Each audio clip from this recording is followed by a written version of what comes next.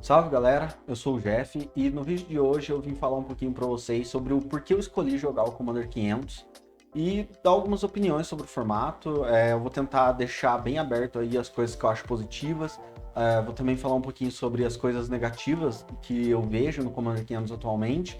E esse vídeo talvez seja para você que ainda está indeciso se joga ou se quer procurar alguma maneira de colocar o Commander 500 no seu playgroup, ou até se você não gosta do Commander 500 e está tentando achar algum motivo para poder passar a gostar. Talvez esse vídeo traga algumas informações legais, então vamos conversar um pouquinho.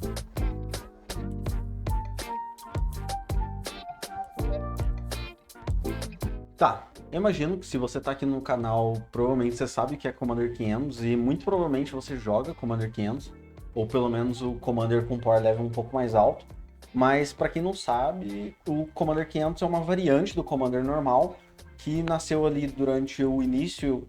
É, pode-se dizer que nasceu ali no início da pandemia, com a necessidade que a gente estava tendo de organizar torneios online. E uma forma de trazer uma limitação que deixasse os decks todos no mesmo páreo foi limitar o budget para R$ 500.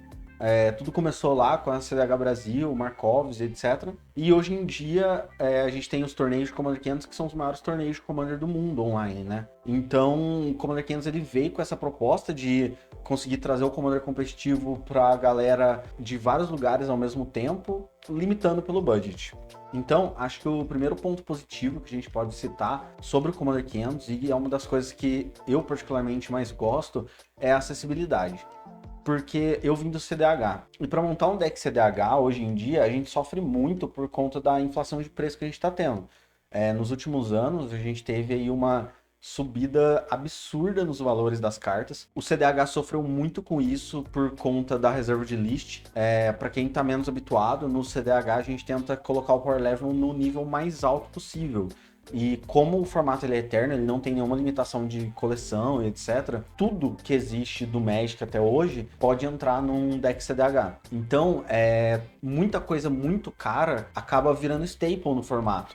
E eu não tô falando só da reserva de list, a gente pode ver aí, tipo, Hagavan, Alossal Shepherd, tipo, todas essas cartas muito caras, principalmente na base de mana, onde você vai ter Fatland, Shockland, todas as lands possíveis, incluindo as Dual Lands, que são reserva de list.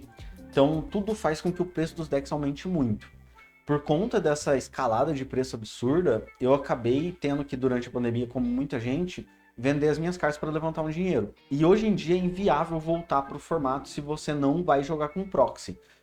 Eu entendo que muita gente ainda joga CDH usando proxy, mas eu particularmente sou colecionador. Eu gosto muito de ter as minhas cartas originais e tal. Eu gosto muito de jogar com carta física, independente se eu tô jogando online ou não.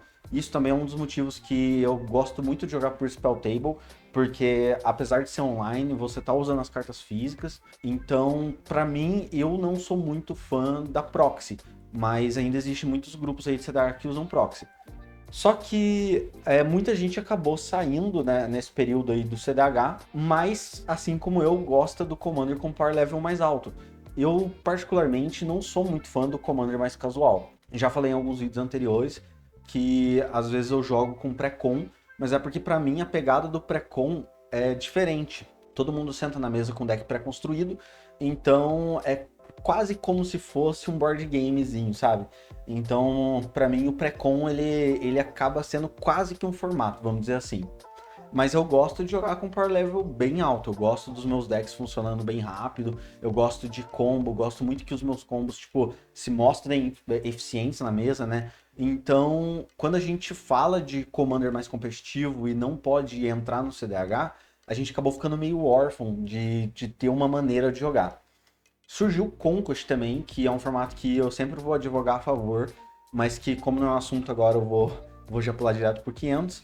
Mas fora o Conquest, acabou surgindo essa oportunidade de fazer torneios online na época, limitando o budget para R$ 500. Muita gente acabou gostando, e hoje em dia a gente tem aí o Commander 500 quase que como um formato, né? Uma opção para quem quer jogar Commander competitivo sem gastar tanto dinheiro.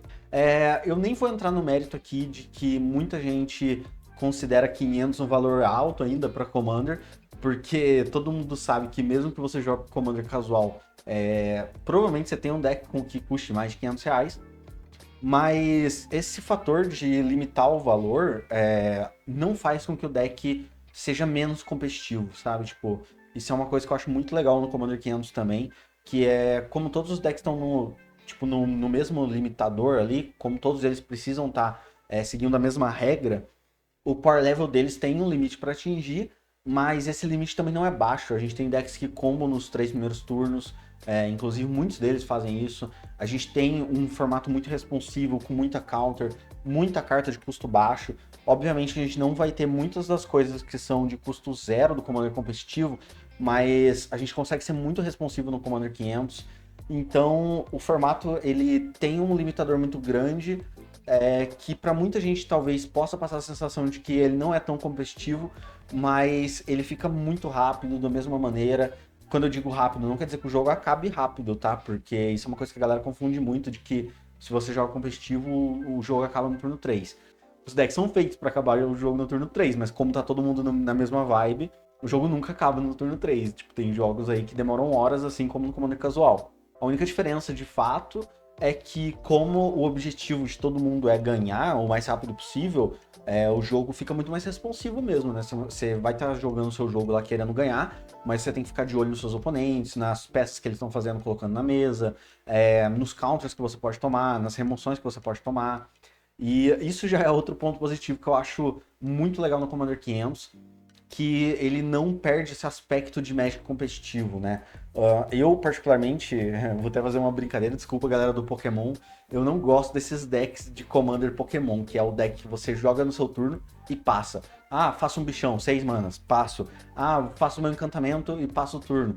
Ah, land vai. Tipo, não gosto de jogo assim, eu gosto das partidas que você precisa pensar 2 vezes antes de jogar uma carta. Gosto das partidas onde você precisa controlar a sua mana, que você não pode simplesmente virar tudo para jogar alguma coisa.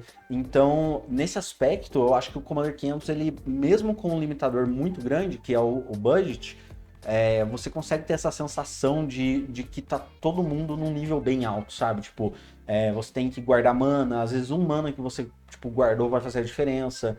Então, eu acho que esse aspecto competitivo do Commander 500, ele conseguiu manter muito bem o que o CDH já passava.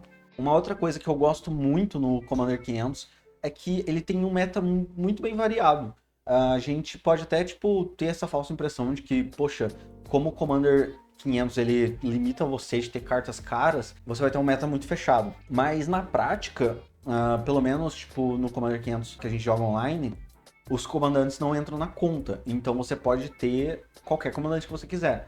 Isso evita que alguns decks eles não sejam úteis. Por exemplo, Traços de Tymna é um deck muito forte. A gente sabe que essa dupla de comandantes ela é uma dupla muito consagrada. Porém, ambos custam muito caros. E se fosse pra gente montar um deck Commander 500 contando comandante, ia parecer muito pouco Traços de Tymna. Isso se aparecesse, né? Porque ambos são bem caros. Só que um comandante, a gente precisa também aprender a desassociar uma coisa da outra. Uma dupla forte de comandantes não necessariamente vai dizer que o deck é forte. Porque você pode entregar um traço de uma Tymna na mão de um jogador ruim, que ele não vai fazer o deck rodar. Você pode entregar um traço de Tymna na mão de um jogador bom e entregar para ele R$ 100, ele vai fazer o deck funcionar. Então, o fato de você não limitar o comandante permite que você possa literalmente escolher entre qualquer comandante disponível na pool inteira do Magic e ter a mesma chance que o seu amigo vai ter de montar um deck de 99 cartas, 98 se você tiver partner, com o mesmo poder.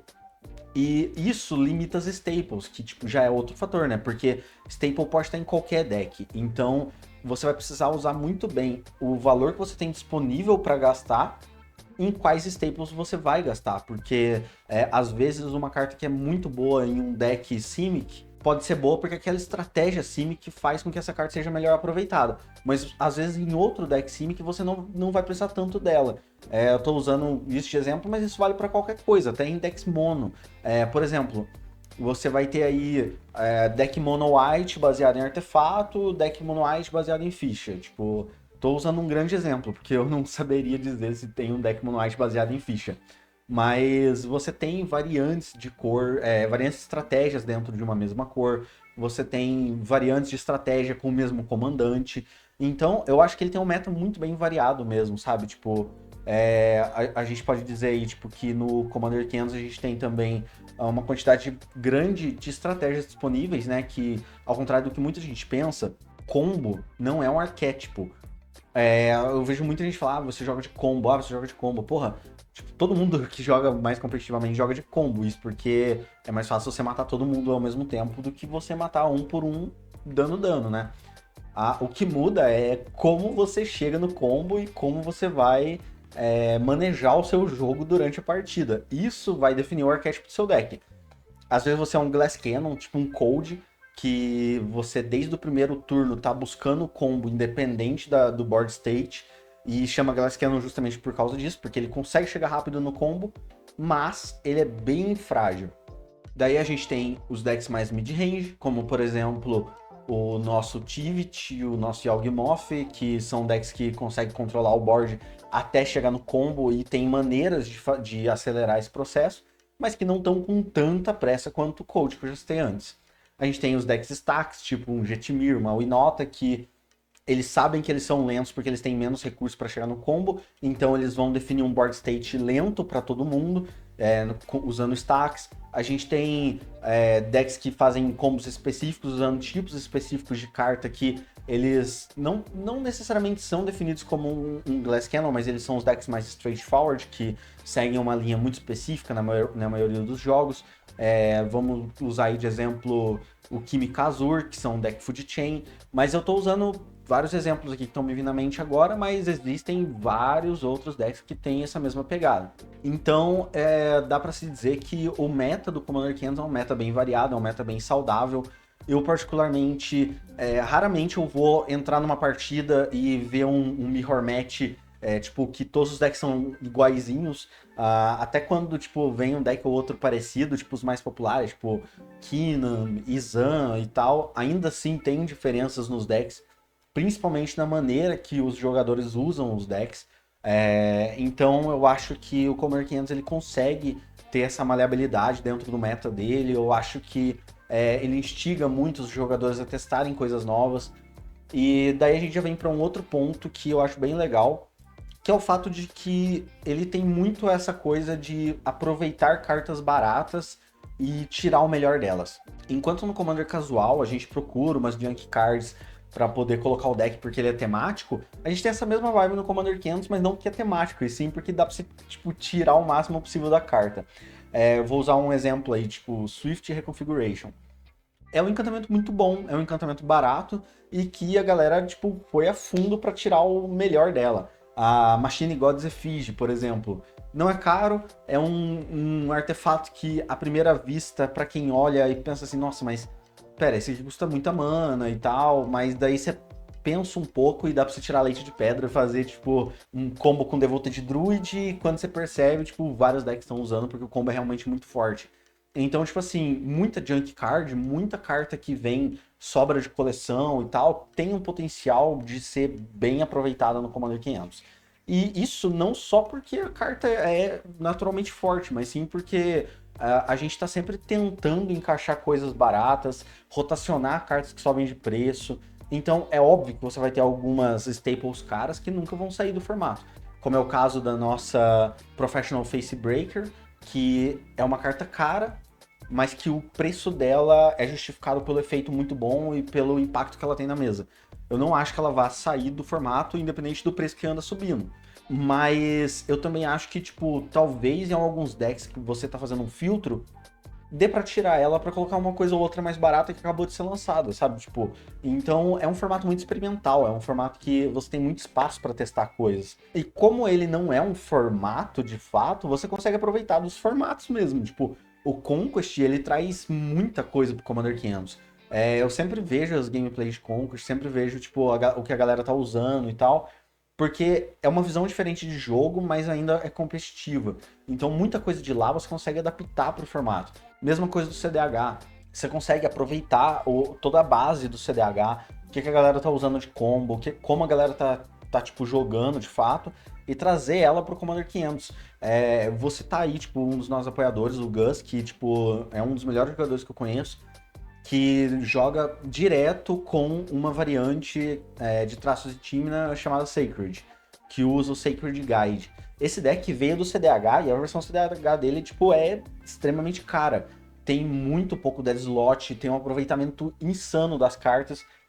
E daí quando o Gus trouxe em 2021, eu acho, a primeira vez, ou foi 2022 que ele ganhou o torneio, não lembro mais, ele trouxe esse mesmo deck com um aproveitamento tão bom quanto o do CDH, usando as coisas que a gente já usava no CDH, como Eremita Druida, o Sacred Guide, Taças Oracle, tudo tipo que a gente estava acostumado, num deck muito enxuto e que funciona, tipo, bem pra caramba, sabe? Tipo, que tem um aproveitamento gigantesco dentro do formato. Então, acho que esse é um ponto que a gente consegue, tipo, trazer em comum do CDH e no Commander 500. E eu acho que o único ponto ruim que eu definiria como digno de, tipo, escolha para quem não quer jogar o Commander 500 é a falta de facilidade que ele tem quando você quer, tipo, jogar num playgroup menor, onde você tem uma rotatividade menor dentro do playgroup, e às vezes a mudança de preço das cartas afeta a maneira como a galera tá montando os decks.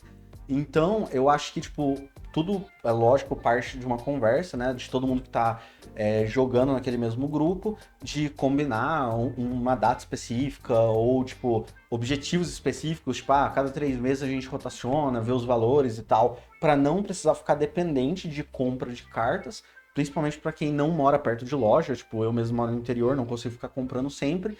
Para mim seria péssimo se eu tivesse que mudar o meu deck toda vez que os valores são alterados lá na liga. Mas, como eu acabei de falar, tudo vai de conversa. Tipo, eu acho que esse ponto é um ponto negativo, mas que ele é muito maleável. Tipo, o meu deck 500 mesmo, eu nunca fiz uma rotação nele porque o pessoal que eu jogo geralmente não tá conferindo sempre. E como a gente chegou no nível de poder que tá todos os decks bem equivalentes assim, tipo, ele não necessita de uma mudança muito frequente da lista. Então, eu acho que esse é um ponto que, apesar de negativo, ele é bem fácil de contornar.